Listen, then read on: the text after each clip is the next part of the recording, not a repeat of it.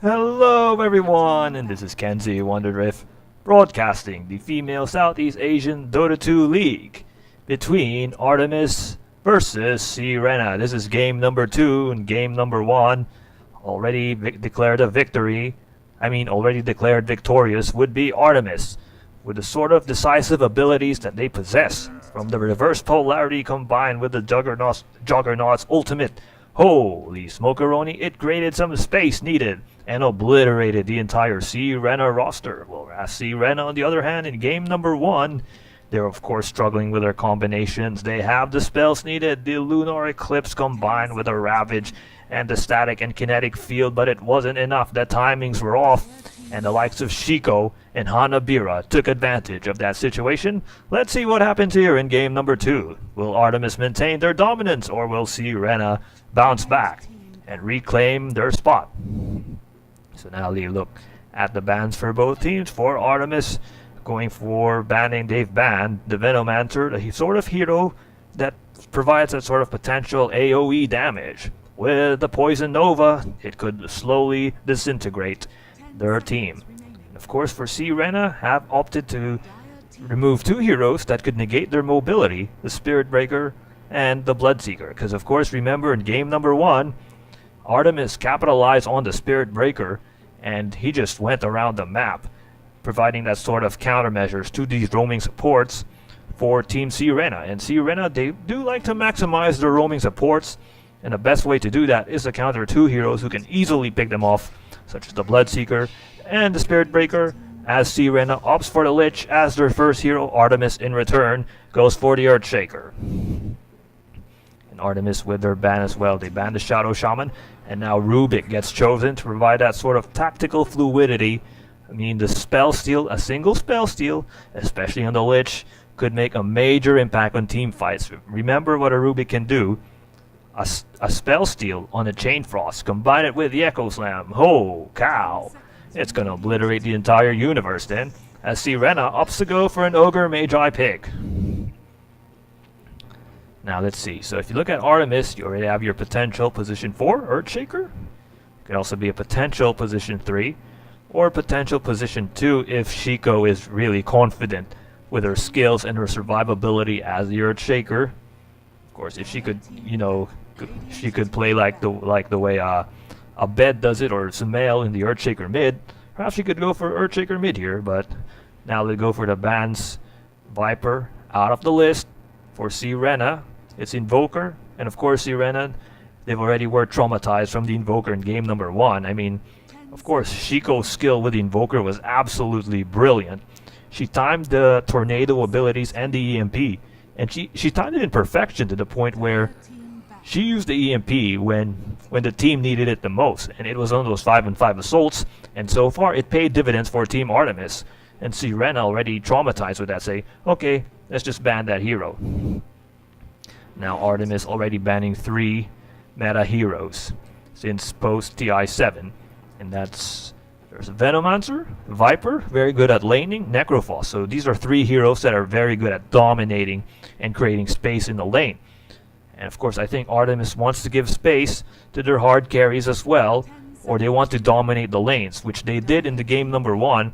I think they want to capitalize it further in game number 2, as Bounty Hunter gets chosen for Artemis. Now Searena going to ban the Templar Assassin, and of course it makes sense to ban the Templar Assassin because you want to maximize on the effectivity of the Chain Frost of the Lich. And of course, with that Chain Frost activated and the Templar Assassin activates her melding abilities, then the Chain Frost will definitely disappear, unless if you have your Dust of Appearance, which will definitely reveal the Templar Assassin's position. Of course, they are quite cautious because Templar Assassin can also dominate the mid lane, depending on how skillful Artemis is in positioning the Templar Assassin. So of course, they want to try to create some to dominate the mid lane, because in game number 1 we've seen how Artemis was like, with Shiko with the free farm in the mid lane, and Searena couldn't do anything about it. Shiko was just, she was just enjoying her moment as if she was taking a selfie in a public park. So of course you have Searena, potential position 4, the Ogre Magi. Gonna go for the Bristleback because of course if you look at game number 1, they don't have that sort of sustainability. I mean, they do have a lot of good combination options which they weren't able to capitalize. So right now they're gonna go for a more sustainable approach, going for the Bristleback together with the Lich. That's an awful and devastating combination to deal with. Combine that with the Ogre Magi and the Bloodlust. So imagine this. Frost Armor with the Bristleback. Ogre Magi with the Bloodlust on the Bristleback. And Bristleback will be like, "Oh, no one can stop me. Please, someone stop me.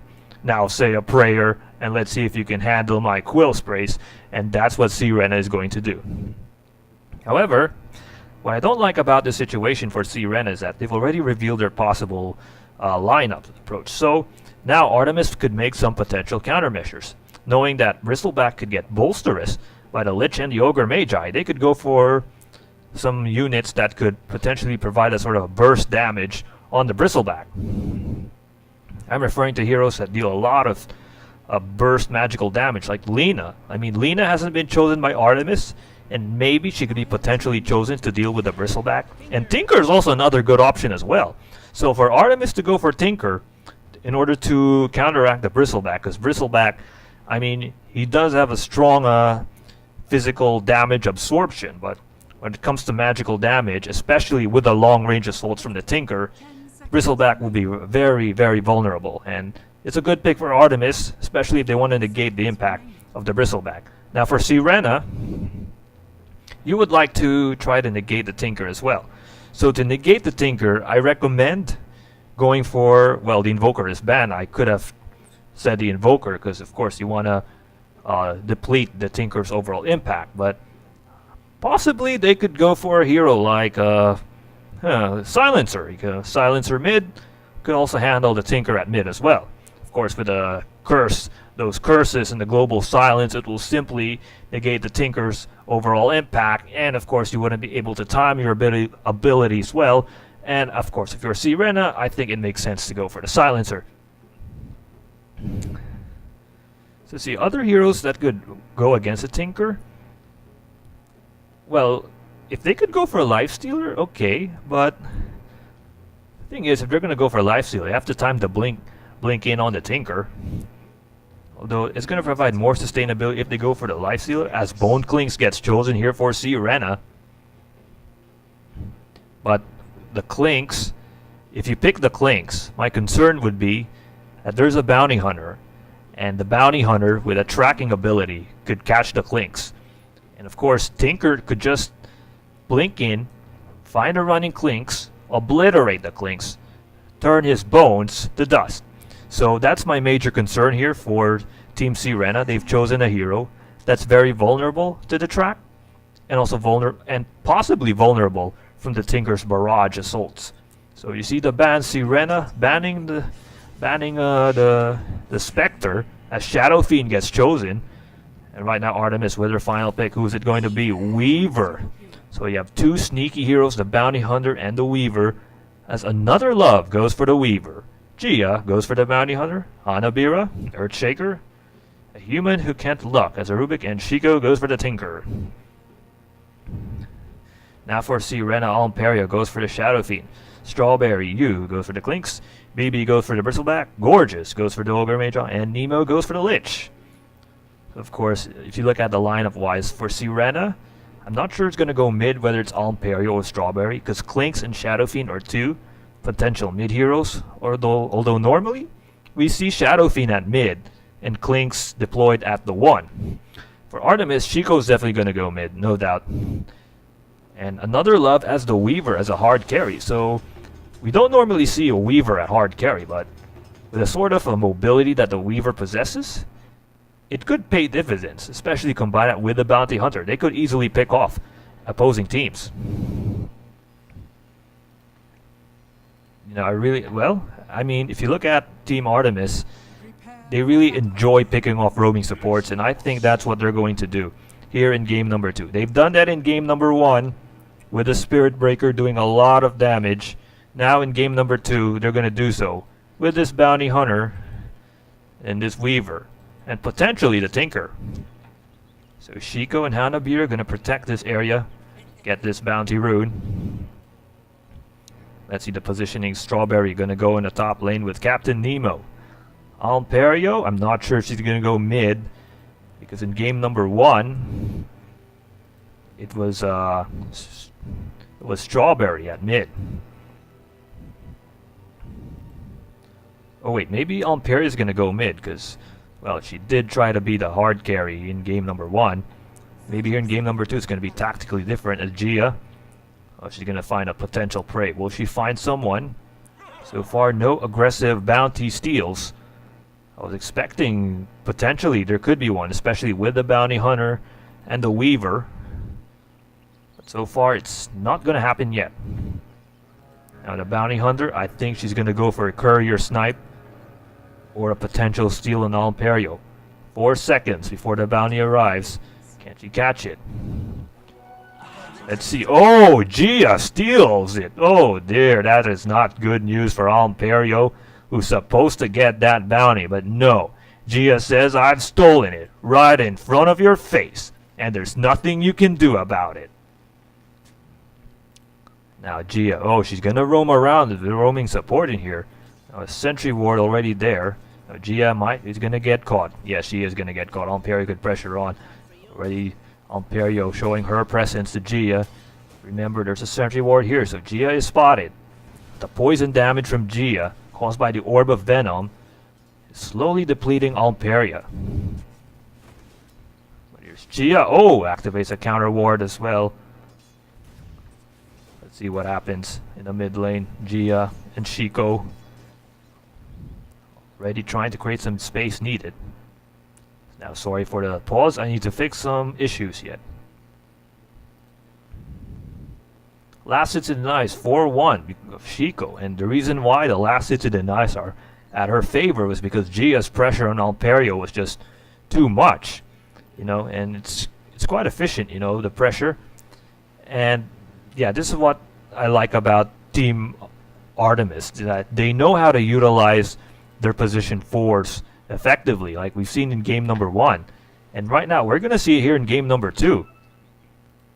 And Alperio might be, she's going to struggle a lot, especially against Gia. So we're still going to wait for the reconnections. I'm still fixing some minor issue only. So top lane is Strawberry and Nemo against Hanabira. So Hanabira, well, it's a difficult situation for the Earthshaker against the damage of the Clinks. And Earthshaker, remember, doesn't have that sort of sustainability, especially earlier in the game. And the Clinks, you know, with that sort of searing arrows, strafe, combine it with the Frost Blast, and Hanabira could be turned to fried chicken. It's going to be easy food here for the side of Searena. They should dominate this lane, Searena, because if they don't dominate this lane, it's going to be quite embarrassing, because remember, like what I said earlier, Earthshaker is not the most sustainable of all heroes. Now the bottom lane, it's another love, together with a human who can't luck. So Gorgeous and BB here in the bottom lane. It's going to be a major concern for Gorgeous, because Gorgeous can be easily picked apart here by another love. So BB has to be there to provide that sort of cover needed. Now Alperio definitely struggling here. 8-2 in favor of Shiko. So far the mid-wars has always been Shiko's strength in this series. Wonder what Gia has to do here. Remember, Alperio doesn't have the luxury of the sentry ward. She's forced to go near the tower. Now the daze is set. Alperio ready. Perhaps Nemo might shift in the mid lane to support her teammate here. Alperio forced to retreat.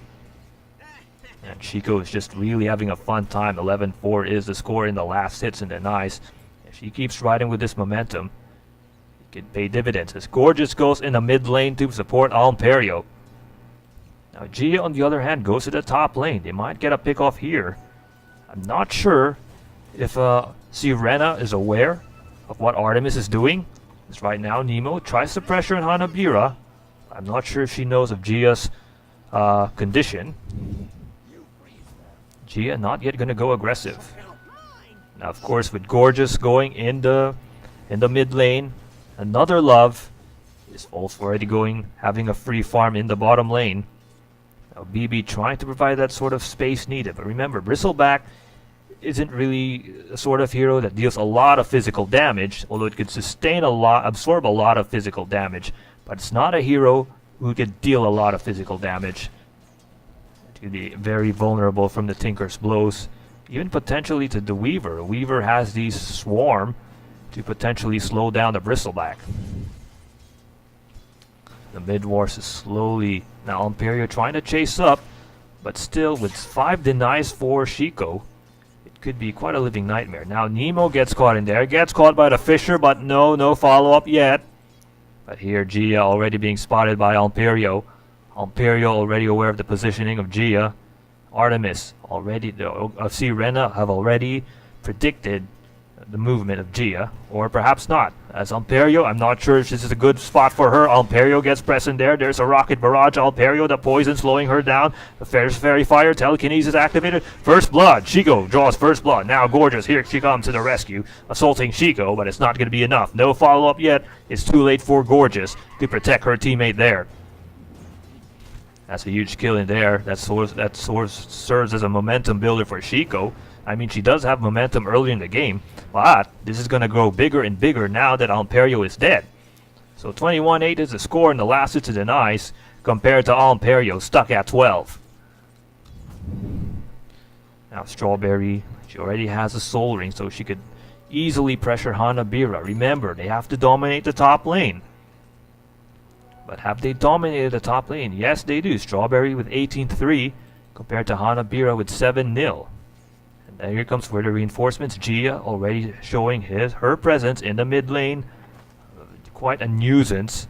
It's Nemo trying to stack up the creep camps. What can Nemo do here? Of course, the positioning has been revealed. Now, of course, the mid lane, Bristleback. Shiko going very aggressive on the Bristleback, knowing that perhaps this Bristleback could be devastating in the late game. Like I remember in the 2016 Manila Majors. The 2016 Manila Majors, as Nemo gets caught in there with a Fisher. She gets obliterated. Goodbye, Nemo. I mean, the Manila Majors, when Mineski went against Alliance, they underestimated the Mineski. They underestimated the Bristleback. And, in the late game, they had to suffer. They kept on targeting the Bristleback first, but, the Bristleback with a sort of sustainability and tankiness, and Mineski couldn't control the Bristleback. So, of course, I think that's what Shiko is trying to do. They're trying to pressure on the Bristleback to slow her down, and so that Artemis could dominate the late game. Hopefully, they could dominate the late game. But right now, you can look at this. What Gia's doing. Her presence, she's really making an impact in this game. Like I remember Kuroki with a roaming Ricky really helped her team. Now she spots Imperio. Imperio activates a bottle. Not sure, of course, this could be an easy wraparound. But Gia has revealed her position. Now Nemo is there. But they don't have any detection needed. This is bad. Imperio absorbing a lot of damage. He's forced to farm here. Imperio doesn't have that sort of she doesn't have the sort of tankiness needed to deal with Shiko. Shiko is just having an easy time here in the mid lane. 38-9 is the score at her favor compared to 31-3. Although Imperio trying her best to move up the ranks. Now Gia, knowing that her position is compromised in the mid lane, might go for the bottom lane and assault the Bristleback. If Bristleback activates a shrine, let's see what happens. Smart money. Okay, no shrine activation yet. So 2-0 in favor of Artemis. Now the shrine is activated to keep the Bristleback alive. Now Gia with a sort of scouting intel. Who does she find? Now they're going to target another Love. Another Love already at level 6. She has a time lapse already. It's not going to be an easy kill for Team Searena. Now Imperio getting pressed on here by Shiko. They're the March of the Machines. Going back to a 2-on-1 assault.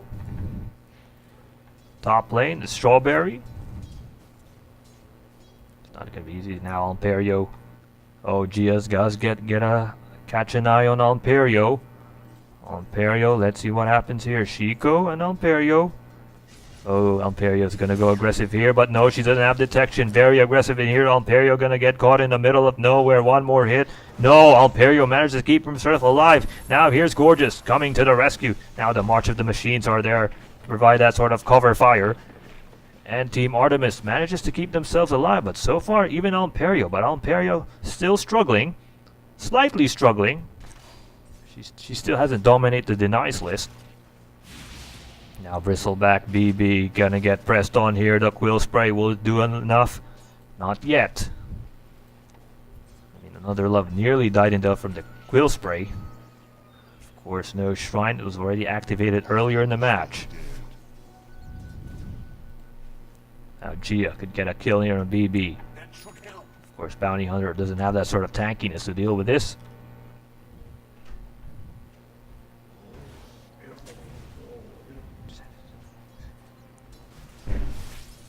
So mid lane, let's see Chico getting pressed on by Alperio.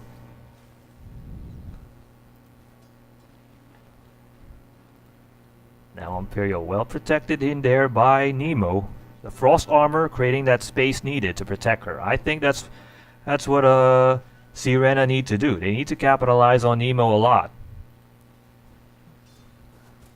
So top lane wars still 46-8 compared to 21-6. So the top lane well secured. Now Chico with a bottle. Of course the damage. She has a haste rune as well, so you know she could easily obliterate Alperio, but of course with the low HP, she's like, okay, I'll just save my abilities soon. But right now Hanabira in the top lane. She gets spotted by Nemo. But a Tinker. Wait, I think the Tinker. Oh, the Tinker has her boots of travel, so she could just roam around the map and push everywhere. Which I think she's doing here in the bottom lane or not. But of course the top lane in a lot of trouble for Team Searena. What can Strawberry do here? Gia. There's a Frost Blast activated. Gia. Fisher activated on Strawberry. Gia gets assaulted by Strawberry. I hear the telekinesis. Strawberry Echo Slam right to the face of Strawberry. And here comes the assault as Hanabira and a human can't lock. Obliterates Strawberry to shreds. Now here comes a Tinker. Oh, more reinforcements are coming. Chico building up an army of robots pushing in further forward in the top lane. Alperio. This could be her time to farm the mid lane, which she does capitalize. It's 63-7. Slightly at her favor. But not yet dominating. But right now, Gia roaming around catches Nemo. Nemo potentially dying there, of course, with the death of the lowly. I mean, the death of the Bone Clinks. Now they could push the top lane as Nemo's going to get spotted in here. There's a Frost Blast activated. Nemo gets caught in there by the Shuriken. Nemo, of course, the Frost Armor keeps her alive. Well protected. Now the bottom lane, BB. Easily pressed on by another love. So, of course, right now with Artemis, they're already roaming around the map. And that's what Chico's doing. Teleporting in one corner of the map, going to the top, in the mid, and she tried at the bottom lane. And I think that's what they're going to do. They knew that the mid lane is already theirs, although right now it's slightly going to go in favor of Team Searena, but they knew that the mid lane is, well, it's still at their favor technically because of what Chico's performing against Alperio. So they'll be like, okay, let's just take a gamble, go in the top lane. And of course Strawberry was caught in the middle of nowhere. And so far with the sort of activity happening in the top lane, and if you look at Team Searena, they're not focusing their attention on the bottom lane. So what happens is that it creates a lot of attention in the top lane. Searena forced to go put all their supports in the top and the mid lane, and that gives space for another love to farm. So this is a perfect example of space creation here for Team Artemis, as another love is slowly going to get bolsterous, especially in the late game. Although they're going to sacrifice the mid lane as Alperio is, oh, she's already having the lead here, 85-8 compared to 74-11. So yes, of course, it's great space for their hard carry, which is the Weaver, but obviously they have to sacrifice that as Imperio gets an easy farm in the mid lane. Now tier 2 tower next on the list for Team Artemis. Strawberry's gonna get caught in there. There's a Fisher on Strawberry. Strawberry's gonna get a lot of trouble in there. But of course, the Frost Armor. There, the timing was set perfectly. And right now, Rocket Barrage on Strawberry. Strawberry keeps herself alive. Tinker, Shiko nearly obliterates Strawberry there. Now Gorgeous trying to come to the rescue. Gia, very sneaky she is. Now Gorgeous charges on Shiko, but here comes the reinforcements from Gia. There's a sun on Gia, but of course Anabira coming to the rescue with an Echo Slam Fisher combination. Holy fried chicken set. Artemis. Wow, that was quite perfect. The perfect execution that they've displayed in there, and it's really paid dividends. I mean, of course, if you look at the... You thought it was a good defense, because of course the tier 1 tower was there, and Team Artemis were like, oh, okay, we got the tier 1 tower, there's nothing to worry about. Wrong. You didn't realize that Shiko was there, and then Gio was just hiding on the back line, and you're like, okay, we're wrong about that, we made a mistake in there, and they've already lost 2 heroes in that clash, so, and that's not really good signs. I mean, 5-0 is the score, and they can't control Shiko's mobility. As long as they can't control Shiko and her mobility, it's just going to be it's going to be a long night here for Team Searena. Now they're going to shift their attention in the bottom lane. Now another love getting slightly bolstered as the telekinesis activated. Imperio going to get pressed on here, but Gia gets a final blow on Imperio. Now Bristleback next on the list. The rocket barrage is too much. The firepower, the arsenal. Oh, another sniper in the building. It's Shiko providing that sort of cover fire in the building. This obliterates everyone at her way. Of course, space created for Strawberry to farm in the top lane. She does need the space needed because, well, she's constantly getting pressured. And right now they're going to shift in the top lane. So very smooth transition for the side of Artemis. They know when to assault, as right now Strawberry gets tracked in there. Hanabira! Oh, the timing of the blink was off as Hanabira wasn't able to capitalize on that. Strawberry, no matter what she do, if she turns invisible, the track is activated. I'm not sure. Oh, that was easy there for Gia with one shuriken hit. And of course, Strawberry gets obliterated. Now BB, the pressure is on. She's getting constantly harassed by the Weaver. Now Team Artemis. Well, they're not going to rotate here in the bottom lane. They've already rotated early. Now Imperio forced to farm in the creep camps. She does have the Shadow Blade, so she could go for a sneaky Requiem of Dream Assault. Haven't seen the Requiem yet in this game. Of course, the pressure from Shiko combined from Gia's backstabbing moments prevented her to activate her abilities in the most extraordinary of all fashions. I haven't seen yet a Maestro from the Shadow Fiend yet.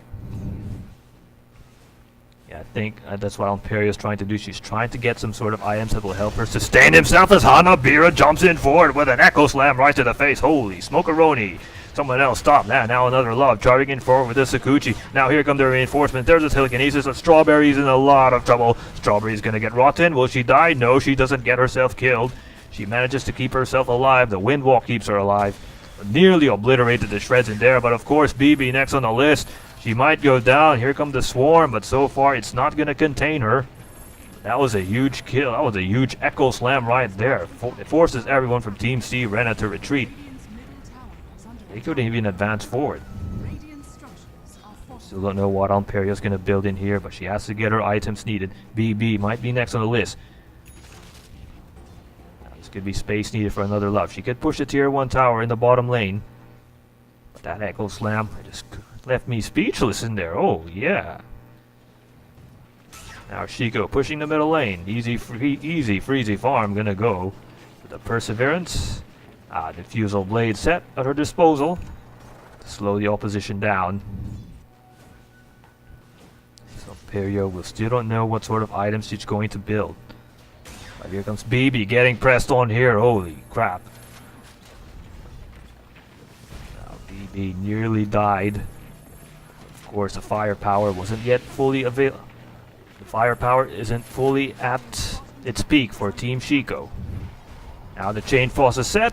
but it's not going to have any impact as Hanabira forces herself to separate, and then Gia turns herself invisible to dodge that ultimate from Nemo. Now the tier 1 tower in the bottom lane gonna go down. No matter how bloodlusted it is, it's gonna go down. Oh, the stun catches Nemo in there. Now Bristleback gets caught in there. Now the swarm activated. Can the Bristleback run away? And the stolen chain frost there by a human who can't luck. And the Bristleback is gonna go down. Now another love gonna get pressed on here by the Lich. But of course Bristleback with the frost armor has managed to keep herself alive. Thank goodness Nemo was there, says BB. But if Nemo wasn't there, it's gonna be BB as in bye-bye. Now middle lanes here, Imperio goes for the Requiem, finds Chico. Chico might get obliterated, and that's what we want to see from the Shadow Fiend. Absolute obliteration there, caused by Requiem of Souls. The timing was perfect, the Shadow Blade is set, and of course, that's a huge kill, losing the main force of nature, and that's Chico. With Chico down, this could be the source of opportunity for Team Searena to push the lanes. They already destroyed the tier 1 tower, and the tier 1 tower in the bottom lane and the top lane, even the mid lane. So this could be their sort of counter push against Team Artemis for Team Searena. Oh, Imperio, is she gonna go for another Requiem? She doesn't have. Oh my goodness, that was easy there, easy peasy. Now Hanabira might get a kill, and there's the Echo Slam. Not enough firepower yet. Hanabira might go down. She does go down, but also does Imperio. They both meet their death sentence as well. Now, of course, Chico gonna go for an Ether Lens. But Strawberry pushing the top lane, seeing that the space created by Imperio's jungling ability progress has so far indeed paid dividends. This could be a slight momentum swing for Team Searena. Now BB requesting for a pause. Perhaps some sort of lagging issue. And ready? Or not yet. Okay, so right now let's discuss what happened in those assaults. So Imperio, knowing that she was struggling in the mid lane, she's like, okay, I'm just gonna go in the jungle here. And that's what she's doing. She's trying to stack up the creep camps. And she's trying to get the Shadow Blade. And once you get that Shadow Blade, you could activate your Requiem in any area of the map, provided that it's just only one hero that you can easily pick off. In that case, remember that Tinker, she doesn't have that sort of sustainability. Like, her vitality signs are not as high as the Bristleback. So of course, what happened was that with the Shadow Fiend turning invisible, Chico wasn't able to see her, and of course Shadow Fiend was like, poof, activate the Requiem, and the Tinker gets out of the picture. Goodbye, Tinker. Well played indeed. But of course, with this impact of the Shadow Fiend with the Shadow Blade, well, of course, Shadow and Shadow, they do connect. But with that, oh, so of course BB goes, it's already back online, but of course with that Shadow Blade easily obliterates the Rubik. So I think this is what the strategy for Team Searena. I think they're going to rely on this. My concern, however, is that Artemis could easily predict this sort of a tactic. I mean, there are wards in here. There's a sentry ward in this area. So this strategy could be easily negated. I mean, they have a lot of invisibility options from Strawberry and from Imperio, but once the track is set, their strategy might be unavailable to use. So of course, Team Artemis, knowing that they're still vulnerable, have said to themselves, perhaps we have to wait. I mean, we have a slight momentum edge, 1k, well, a slight 1k net worth lead, but it's not going to pay dividends yet. Now the last hits in the eyes, Imperio really taking advantage of Chico's absence, because if you look at it, Chico was actually rotating in the top lane and the bottom lane. So with that sort of rotation, Imperio was like, oh, this could be my opportunity needed. And she capitalized it perfectly, as right now another love gets pressed on there. There's a Nasal Goo trying to slow her down, but no, her move speed is just too much. But the pushing progress of this Strawberry, oh, look at this, burning arrows on the tower, tier 1 tower in the bottom lane. Now here comes Chico to the rescue. The damage is not yet there. She may force Strawberry to run away, but it's not going to be enough. So let's see what happens, BB.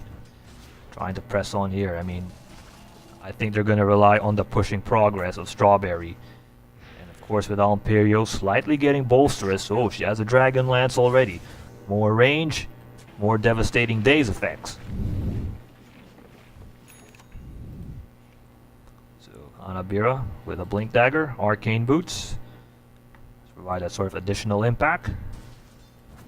Strawberry, she's gonna go for an Orchid of Malevolence. Possibly to silence the Tinker, because of course you want to negate the Tinker's overall abilities. It does make sense to go for an Orchid if you want to do that. Maybe a Bloodthorn in the late game if Strawberry could get that sort of bolsterous farming edge. Now BB, if she gets caught in the air, BB. Well, the Quill Spray is just preventing another love. Just venturing further forward. Now, of course, Team Searena forced to defend the bottom lane. It's slightly exposed, giving space for Alperio here in the mid lane. She's gonna go for a Silver Edge. Perhaps a single Chain Frost could change the scope of this game. I think that's what's going to happen right now. So you might see a brawl yet. Now Nemo trying to find that perfect Chain Frost moment, but so far the positioning of Team Artemis is just really great. Now Alperio charging in. She's already invisible. Let's see what she can do here. She's gonna go get more invisibility runes. She just turned herself invisible. Yes, she did. She might get spotted in there. Alperio gets spotted in the middle of nowhere. This is what I'm talking about. She's vulnerable to this. Alperio gets obliterated to shred in there by the Echo Slam. Holy smokeroni. Now Gorgeous is next on the list. What can Gorgeous do here? Chico with a sort of cover fire needed. A sniper is in the building. It's Chico. Who's the sniper in there? Now they're going to press on another love. And the Chain Frost in the right moment and the right time, in the nick of time. Holy smokeroni. That was great there for the Lich. But the Lich goes obliterated there. But the Chain Frost damage isn't enough. The duration isn't enough. Now, this could be the counter assault needed as Hanabira stunts on BB. BB already getting pressed on, but of course, the Quill Spray forces everyone from Team Artemis to retreat. But Chico comes in forward, blinks in forward, already sending a barrage of rockets, and BB forced to retreat. But that was nearly perfect there by the Lich. It's just that she doesn't have that sort of, if there's another Chain Frost blast, that would be entire annihilation for Team Artemis, but so far it wasn't the case. The Strawberry gets spotted in there. Gia with a perfect positioning there to now silence and Strawberry. Strawberry gets obliterated to shreds, and Chico, boy, she's having the best game of her life. And Gia timed her spells effectively, finds the lowly Clinks. Alperio riding the momentum, although she was easily obliterated in there. She does have the level advantage. Of course, there's a trap activated, and Alperio might not be able to escape. She does escape all because of her Shadow Blade. But she's gonna get caught here by Gia. There's a telekinesis, of course. Team Artemis, knowing that Alperio is a major threat, charges all their arsenal on her as Anabira gets another kill on Alperio, but Alperio gets a kill on the Rubik. But of course, knowing that Alperio is slowly getting bolsterous, Team Artemis says, we're gonna hunt her down. She's the primary target, and that's what happened. The primary target goes down. A sniper in the building, it's Chico, saying, no, Alperio, you're not gonna get a free farm. Oh, she's gonna go for a Dagon, Chico. That's gonna provide more additional damage outburst. Now Strawberry might get spotted here by Gia. But of course Strawberry finds Gia. Gia forces a retreat in there. The Orchid of Malevolence doing her work. But not yet. The final blow hasn't yet been dealt. Now another love pressuring here in the bottom lane. BB could go down here. Of course, another love gets it caught in the middle of nowhere, but here comes the reinforcements from Hanabira. Fisher create that space needed by that defensive barrier that Team Artemis desperately needs if they want to push in here. But right now they're on the retreat. But no, this could be a fake as the smoke gank is set. Well, this could be another TNC fake bait. Fake retreat. Advancing further forward. Perhaps you might see it right now. But rather than fake retreat, they say fake, go back, go to the other lane, which is what's happening as Alperio gets caught in the middle of no man's land. Oh, Alperio gets caught. Gia is on a mega kill streak, and her overall performance has really indeed paid dividends. So right now, the primary option, hunt Alperio down. Mayday, mayday, hunt. That's the operation. Operation anti-Alperio, and so far it's paying a bit of dividends as there's a 5k net worth lead And without Imperio, Team Searena, Team Artemis, Team Searena looking slightly vulnerable. Because other than the Clinks, Imperio is the only person who could deal a lot of physical damage. That's what you don't see from the Bristleback. Bristleback does give you a lot of sustainability, especially with the Pipe of Insight, but with this sort of damage outburst, they're gonna miss that. They're gonna miss Imperio, and the Clinks, which is what they're missing right now, because look at this, BB already getting pressed on here. There's a Swarm activated, Telekinesis, Shuriken, all the abilities activated on one hero. BB's gonna go down. She does go down. Oh dear. Without the tankiest of all heroes, this could be the sort of push that Artemis desperately needs. One damage dealer done, although she's resurrected already, but the tanky of all the heroes, the tank, is gone. Now they can push without the tank. Of course, that Bristleback. Another Love couldn't, push in the bottom lane because of that Bristleback. The Quill Spray is just, even though she's pressuring the Bristleback, the Quill Sprays are just providing that sort of nuisance. So of course, with the Bristleback threat eliminated, now they can push here. Now Shiko just pressing on Imperio. Imperio has to be cautious in here. She gets caught most of the time. Now the stun on Shiko. Gorgeous with the perfect positioning in there. Shiko might go out. Let's see what happens. Shiko, the damage of Imperio is just too much, caused by the Shadow Blade and the range of the Dragon Lance. But who they got caught in there? Oh dear. Strawberry down. Strawberry down. Nemo's next on the list. Caught in the middle of no man's land. There's already activated the track on Nemo. Nemo's gonna get pressured on by the Shuriken. Oh, Nemo gets killed. Now BB next on the death list, but she doesn't get assaulted. Very smart play here for Team Artemis, keeping their entire roster alive. They do not like BB to get bolsterous. Now they're gonna push this bottom tier 2 tower. Imperio with that momentum kill. Yes, she is gonna go for the Silver Edge. Provide that sort of additional statistics. Oh, the stun! Perfectly timed on BB. BB trapping the Fisher. But here comes Gorgeous to the rescue. So it's all here at the bottom lane. The bottom lane is the primary target here for Team Artemis. They're not even pushing the other lanes. Shiko's trying to push the other lanes, but so far their primary target is the bottom lane. I think they're trying to weaken the Bristleback. That's why they're targeting the bottom lane, because they know that the Bristleback could be slightly dangerous. And while they're trying to assault the bottom lane, they're also saying, okay, Operation Imperio has to continue, which is happening right now. But so far, Imperio, very knowledgeable of their tactics, says, no, we're going to retreat. Now Gia has to be cautious here. Remember, there's a Sentry Ward, but she keeps herself alive. Could be the counter assault needed. Imperio could turn invisible with the Silver Edge.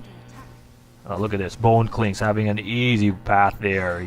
Rubik gets killed. That was easy for Strawberry. So can Operation Imperio continue? So far it's not going to carry on as Imperio gets the necessary items. Tinker has a Dagon, so she could easily obliterate Imperio if she gets close enough. But Imperio is slightly tanky. She's going to go for a BKB. So your Dagon might not be useful together with a Rocket Barrage. And once she gets that BKB, well, goodness gracious, you have to say a magnificent prayer, because of course with that BKB, Imperio is not easy to kill. And Shiko earlier in the game just constantly pressures Imperio. But with that BKB, combined it with the Pipe of Insight. So in the late game, Searena looks dangerous. Like they're really looking dangerous. So if you're Artemis, you have to end this game immediately, and you have to be cautious with the countermeasures that Team Searena possess. I'm not sure if they're aware of the countermeasures. I hope they're aware, because if they're not, they can get easily obliterated. Oh, you can see here, oh, look at this. Look who gets caught in the middle of no man's land. It's the Rubik. The damage from Strawberry, just too much. Rubik gets killed in there. Hanabira gets a kill on BB. Revenge kill on revenge kill. Imperio on the cancels the Requiem, knowing that she might get caught in the middle of no man's land. But she does find another love. Another love already there. 32 down. As Lich gets obliterated, Shiko gets a kill on Nemo. Of course, Nemo was trying to claw her way in the map, but so far, Shiko says, no, you're not going to get anywhere. Oh, the Lincoln Sphere on another love protecting her. Of course, the time lapse keeps her alive. Though, of course, Strawberry nearly getting a kill. Oh, Echo Slam on Hanabira, but it's not going to be too... It's not going to do a lot of damage. Of course, she's caught in the middle of nowhere, in the middle of the map, where, of course, Alperio capitalized on 3 heroes. 3 heroes on 1. Hanabira, no match against 3 heroes. Forced to die in there. Now this Weaver, of course, now Artemis looking vulnerable in these assaults. Very careless there for Hanabira. Although Artemis are winning the pushing wars. Now Shadow Fiend denies the tower. Which is good to deny the sort of farming edge for Team Searena. I mean for Team Artemis. So XP. Let's look at net worth. All in favor of Artemis, although it looks like it's going to slightly decline to Team Searena, especially if Team Searena has managed to keep these keep their heads up in these team fights. As right now Strawberry gets caught in the middle of nowhere. Korbat, another love, well protected by the Lincoln Sphere. BB pressuring on Strawberry. Does she have the space needed? But Shiko in the middle of the tree lines finds an easy prey on BB. BB gets killed in there. Shiko gets a kill. It's the Dagon making an impact. Alperio is invisible, activates a Requiem. Very cautious there, Alperio. She doesn't like to waste her Requiem. Okay, what is the... Oh, ice armor chosen here by a human who can't luck. So Artemis slowly knocking the doorstep with an 8k net worth lead. So it's a dilemma that they have, is that should they go for Roshan, which I think that's what they're doing right now, or should they pressure on? Because if they pressure on, they're going to prevent Alperio from getting her ultimate item, which is the BKB. However, if they're gonna go for Roshan, which is what they're doing right now, they could force Alperio to go into farming edge. But so far, I'm not seeing any farms for Team Searena. I think they're very hesitant. I think the psychology games caused by Team Artemis has really done a good job, as Team Searena is very frightened to go into jungle lanes. And of course they do have the right to be frightened, because they might get easily spotted. So Alperio now switching her attention to a butterfly to provide that sort of tankiness, dodging all physical assaults, as Roshan goes to another love. This could be a counter smoke. No, not yet. No smoke activated. Alperio, look what he finds in here. A Requiem. Possibly. Gia. Oh, she gets silence in there. Alperio bolsters enough to damage Outburst too much. Now BB. Now already charging in further forward with that sort of tankiness level that she possesses. Charging Shiko. There's the telekinesis on BB. BB, can you run away? Now here comes Strawberry. Trying to blink in forward. Alperio activates a BKB, but she's not going to get targeted. Nor will she ever find a target. But even Shiko wouldn't able to do that sort of additional damage on Alperio, especially with the BKB. But that was a good assault there for Team Searena. They played their chips well, and right now another love gonna get pressed on. They played the execution was correct. BB was pressuring on the other heroes, which is good, knowing that because if you look at Team Serena's lineup, as Shiko gets obliterated there, that's a huge kill. Because if you look at Team Artemis's lineup, they don't have the sort of sustainability, which is one thing that Team Searena has with a bristleback. Right now, as you can see, another love going to get pressed on here. Now this is momentum building here for Team Searena. They're going to push the tier 1 tower in the mid lane. It does go down. Of course, they don't have the sustainability with this bristleback, with the tankiness level, and with Alperio with the necessary items. So right now, they're going to capitalize on that. Of course, this could be the Chain Frost of Doom to provide that sort of cover fire. Right now, they're going to chase on Alperio. There's the Echo Slam. Oh my goodness gracious. Echo Slam catches Nemo and Alperio as they both go down. And those are 2 important kills in there. because if he knows that's... Oh, Hanabira gets a kill on Strawberry. Now BB next on the list. BB activates a blade mail. She's not gonna live. She's not gonna live. Can she live and tell her own tale of how she survived? No, she doesn't. She gets obliterated in there. But of course, with the death of Alperio, there's no damage. And the death of Nemo, there's no further sustainability. And that leaves space for Clinks and BB to be vulnerable. And I like what Artemis is doing. They're targeting Alperio first, because Alperio is squishy, even though she has the necessary items, like possibly... Does she have a butterfly? No, but she has a BKB to sustain herself, and the Silver Edge, and the Frost Armor. But, of course, they want to target Alperio because Alperio deals a lot of damage, but of course she's very easily squishable, which is what happened. And then Nemo providing that sort of additional sustainability. I like how they executed their skills well. Team Artemis, as the tier 3 tower in the bottom lane goes down. Now they're going to go for the racks. Now Shiko already sniping here on the tree lines. It's an easy wrap around here in the bottom lane. Yep. Barracks 1 goes down. Range Barracks goes down. All up to the mid and the top lane. I mean, I thought it was a comeback for Team Searena. I mean, I like what Alperio's doing. He's trying to help her teammates survive, but so far it hasn't really produced a final product yet.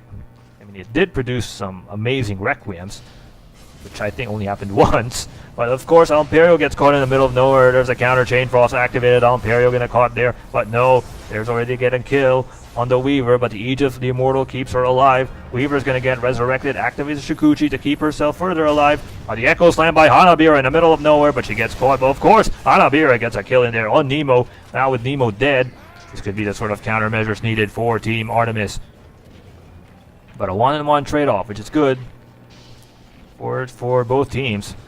But the telekinesis all activated on the Clinks. Clinks in the middle. Strawberry, can you run away? But Shiko, oh my goodness gracious, the distance of Shiko is just too much firepower to handle. It just obliterates anyone on her way. Now another love activates a time lapse to keep her alive. Someone else, please stop her. No, no one can play her. No one can stop her. No one can play her around. She's just bolsterous at this moment. But that Shiko, where is that Shiko? Holy smokeroni, Shiko smokes everyone as if they were some fried barbecue on pork belly. Oh, look at that there from Shiko. Shiko was like, see, you got the Dagon. Dagon, what level? Oh, level 5 Dagon. That explains why. And the rocket barrage is producing a lot of impact in there. BB forced to go back and forth, back and forth. She's going to get slowed in there. What can BB do? Nothing. Now Shiko already going to bottom lane. Like, she doesn't even seem to care what's happening around the map. I'm just going to jump in the middle of nowhere, go in the bottom lane, go in the mid lane, which I think she's doing right now, and just pressure, put all the pressure on your shoulders. It's paying dividends. It's another level, already has a Desolator. Oh dear, telekinesis activated Strawberry. Strawberry's going to get caught in the middle of nowhere. There's a Chain Frost activated. Will it hit anyone? Activates Shiko, but the separation causes the Chain Frost not to have a follow-up.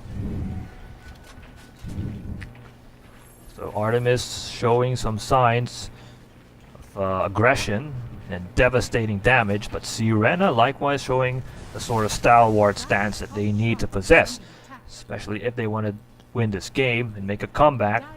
They're able to secure their tier 3 tower in the mid lane, but it's not going to survive forever. Now they're going to try and push the top lane. Shiko providing a sort of split push strategy.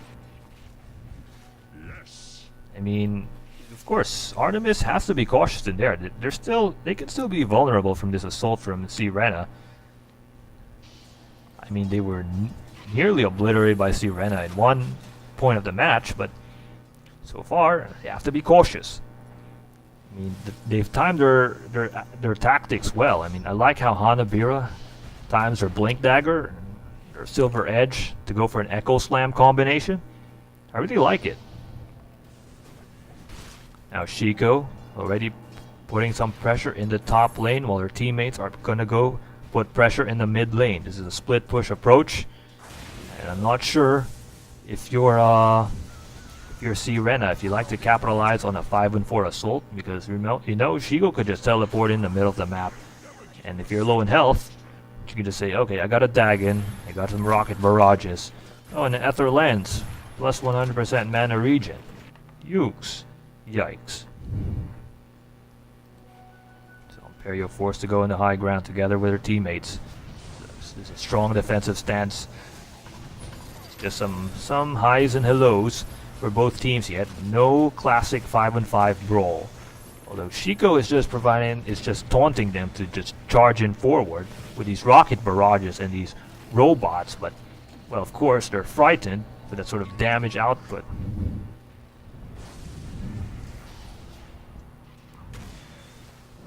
Now Imperio getting pressed on here. Let's see what happened. The effigy goes down in the bottom lane. So of course this causes a sort of separation, and Team Artemis could capitalize on that separation, but so far they're not going to go aggressive yet. Dire's top tower is under attack. Let's see. Okay, tier 3 tower in the middle lane about to go down. It will go down any time. I mean, just a few more hits. 43 HP left. Dire's top tower is under attack. So it does go down, and another love gets a tower kill. So of course, Team Searena now, this is gonna put them. They're not at the driver's seat, definitely. Their backs are at the wall. Of course, they're quite susceptible to this magical damage outburst, especially from the Rubik, who could potentially steal your abilities. And Shiko, my goodness, see, hesitance from Searena from these rockets. These rockets are like an atomic bomb, and you couldn't do anything. So it's just a patient chess game for these two teams. But of course, knowing that the tier 3 tower in the mid lane is down, Team Searena forced to put everyone and park the bus, go in the mid lane. The top lane slowly being destroyed, slowly by these termites or these machines. So let's see if, well, of course, this sort of farming, what do you call this, farming progress that Team Artemis are doing. Well, so far they're killing the creeps here, and they could get a slight farming edge just right now. Another love trying to taunt this barracks in here, taunting everyone from Team Artemis, I mean for Searena, to charge in forward. So far they're not falling to the bait. BB all alone, trying to provide that sort of pressure. She's trying to push the bottom lane, top lane, I mean. She does have that sort of tankiness. I mean, the combination of this and the Crimson Guard, that's wicked. I mean, this explains why Team Artemis are hesitant, because they know that the Bristleback has the two most devastating items. As right now we can see a brawl, another love gonna charge in forward. Now this is the assault that we're waiting for, but so far the mobility. Oh, Hanabira times our Echo Slam in absolute perfection, but Imperio also activates a Requiem of Souls in absolute perfection as well. The time lapse activated to keep another love alive. Of course, Shigo with a sort of cover fire, but it's not going to be enough, as those two, the Crimson Guard together with a Pipe of Insight from BB, is really paid dividends. Oh, it kept the entire team alive. As long as those two are intact, BB was really going to help her teammates, as right now BB's going to get pressed on in there. BB, she has to be defended here. She has to be protected. Of course, Rubik is an easy prey for the Bristleback, but here comes another love. Oh dear, I'll activate the Shrine. Now another love, forced to retreat. The Shrine activated. A Strawberry with a Haste Rune. No, I mean not a Haste Rune, but a Bloodlust. So right now, Team Artemis nearly getting wrecked there, saying, okay, let's not focus on the mid lane. Let's just focus trying to separate them apart, which is what they're doing, I think. I mean, Imperio's in the top of the jungle all by herself, as right now Roshan's gonna get assaulted. Now that sort of space created for Team Searena. Searena knowing they could still win this game, saying, okay, now we could just go and farm, venture further forward. We don't care if they take Roshan, because we could easily defend it. We were able to defend our base from a Roshan assault. So with a 16k net worth lead, let's see. So you can see the difference in the net worth. Searena, you can see here, slowly going down.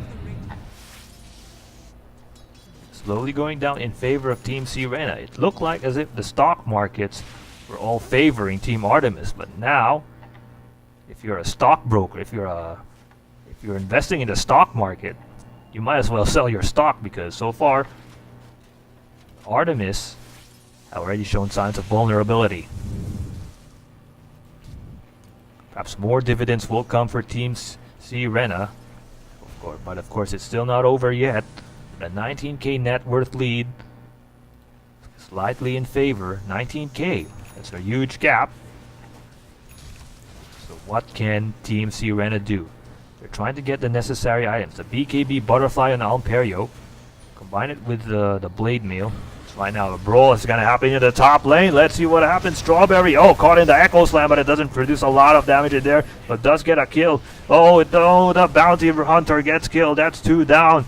Oh, the Echo Slam didn't make an impact as the BKB was activated in the right time, in the nick of time. 3 down. Oh, 3 down. Mayday, mayday. Someone call an ambulance for Team Searena. I mean for Team Artemis. Now the tables have turned. Now Chico and Another Love, the only members left. Can they defend this? Boy, that BKB timing from Strawberry was perfect. Absolutely perfect. That Echo Slam didn't even make a major impact. Or then that damage from Alperio, combine it with the Crimson Guard and the Pipe of Insight. That's what's making Searena survive this match. You know, it's these 2 items. As long as they have these 2 items, they could push in further forward. They could obliterate anyone at their path. Because if you look at the lineup, they do have a lot of physical damage with a Desolator from the Weaver, and of course with Gia, with a sort of Shuriken Assaults. They also have a lot of magical damage. There's the Echo Slam, there's the Rocket Barrage and the Dagon, and of course there's Rubik with abilities to steal spells. But as long as you have the Crimson Guard and the Pipe of Insight combination, you could live on. But here comes the split push. Another Love gets caught. No, she doesn't. She runs away, turns invisible. Of course, BB has to be cautious. Gia's just knocking right there. So of course, with that sort of vulnerability, now, what do you need if you're Team Artemis? Well, you want to negate those 2 items. So I might expect, you know, who would be good with the Heaven's Halberd?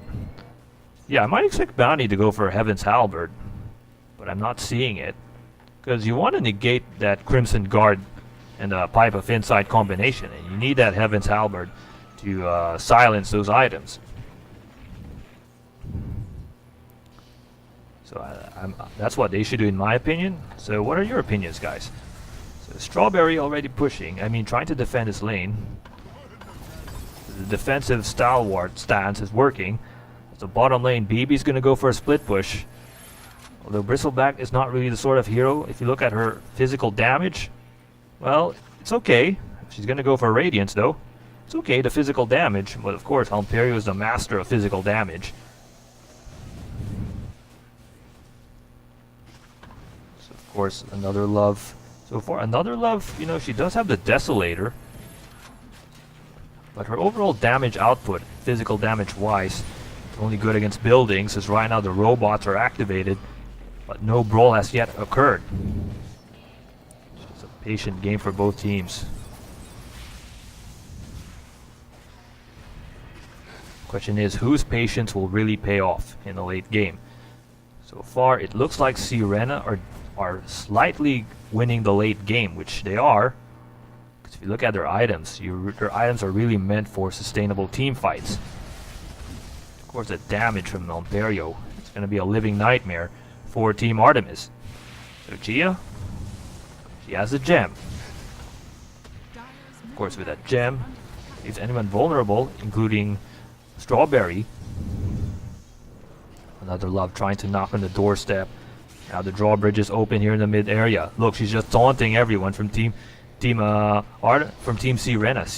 I don't think they're aware of the positioning. Alperio might go down soon. No, she does live. Of course, I think that's what they're doing. They're gonna force Another Love to pressure on the mid lane. If they commit to that, they could push in the top lane. So it's going to be a major dilemma for Team Searena. Should they go for the top or the mid lane? Here the tier 3 tower in the top lane about to fall. The Rax is down. Oh my goodness, the impact of another love. Slowly knocking on the doorstep. Trying to push. So if you're team Searena, you're forced to split defend. I mean, if you want to deal with the cockroach or the weaver, you need one of your. I think Strawberry should go here. Strawberry and together with BB, and then the rest would go in the top lane as Rubik gets obliterated by Alperio. Alperio getting chased here by Hanabira. Here comes the track. BKB activated. Hanabira. Oh, she turns herself invisible, and the BKB's timing is off, but Alperio caught in the middle of the map. This is not a good position for Alperio as he gets caught by the Echo Slam, and now Alperio might go down here. Alperio activates a Ghost Shroud, but no, she turns herself invisible. She's forced to use her buyback as she goes down. Now buyback activated. This could be the sort of opening needed for Team Artemis. Well, they did lose 2 heroes, and those are 2 important heroes. Dire's middle tower. But, of course, with the absence of Alperio, and of course the Weaver pushing in the Rax here. But they're not aware the tier 4 tower is in a lot of trouble. Strawberry forced to go back and defend. Oh, and here Alperio caught. Remember, she just bought herself back. She does activate. She just keep herself invisible. Activates a shrine. Goes for the assault. But it's not going to be enough firepower. Strawberry's dominating. Gets a kill there. The death of the Tinker. Oh, that's huge. Now Shiko already saying sorry for throwing herself in that game, but of course with a Tinker dead, this could be a slight momentum boost. But still, the net worth is slightly in favor of Team Artemis. Of course, it's sort of confusion tactics caused in there by the Weaver, trying to pressure the mid lane. Of course, it caused a dilemma as Team Searena forced to shift in the top lane. That leaves space in the mid lane. When they go to the mid lane, then the top area of the map gets obliterated, and Alperio overcommits there. I mean, she does have the right to overcommit because she wants to get these crucial wins. As right now, Hanabira gonna caught in there. This could be the final stand here for Team Searena. Now, but of course, the Chain Frost activated by Nemo, but it's not gonna finish someone off. Chico has yet to return, but of course BB gets caught in there by the telekinesis. Of course BB in a lot of trouble, but she does have the sort of sustainability. She gets slowed by the Diffusal Blade. Diffusal Blade is good against Bristleback. Remember, Bristleback is very important because he keeps your team alive, but no, she goes down, and this could be the sort of countermeasures needed. Telekinesis on Alperio. Remember, Alperio just bought herself back. She doesn't have buyback. Now Gorgeous gonna get chased in here. Oh my goodness gracious, the Fisher caught Gorgeous. Gorgeous gonna try to wrap around. No, she doesn't survive and live her own tail. So of course with the Rax down, Alperio forced to farm. She's forced to farm. Mithril Hammer Weaver. She's gonna go for, I don't know. Oh, she's gonna go for a Satanic. Possibly Satanic because you have the Morbid Mask. And the Reaver, but of course now another love. Look in this, knowing that 2 important heroes are down, especially the Bristleback, the one that keeps your team alive. So it's scored a momentum boost. They could aim for the Rax here in the top lane. Strawberry might get caught. Here's Shikuchi. Alperio finds someone. Oh, telekinesis activated the timing. Of course, Alperio fell into that trap, and Shigo came in there. And Shigo gets obliterated there for the second time by Nemo. Now another love next on the list, but the Lincoln Sphere there to protect her. Nearly died. But of course, Shiko in the wrong position there. And when the Chain Frost was activated, she's like, oh, no way you could ever live. Now Alperio getting pressed on again. Look at this, Alperio. The target is Alperio. Echo Slam activated. Alperio right in front of your face. Strawberry next on the list. That's 2 down. That's 2 huge kills. 2 of the most important heroes down. Nemo gonna go down. That's already 3 heroes down. This is gonna be difficult for Team Searena. This could be a GG. Absolutely no doubt about that. I mean, they could have won that game. And of course, that's 4 down. Shiko just blinking in forward. It's a mega creep, so there. It's all up to BB. BB can't do anything. The Dagon just obliterates her to shreds. Holy smokeroni. GG, well played. Artemis with another victory as they nearly got themselves beaten in game number 2. But so far, Team Searena giving themselves a hard time, but Artemis still secures a victory. That's all for today. I'm Kenzie Wonderdrift, signing off.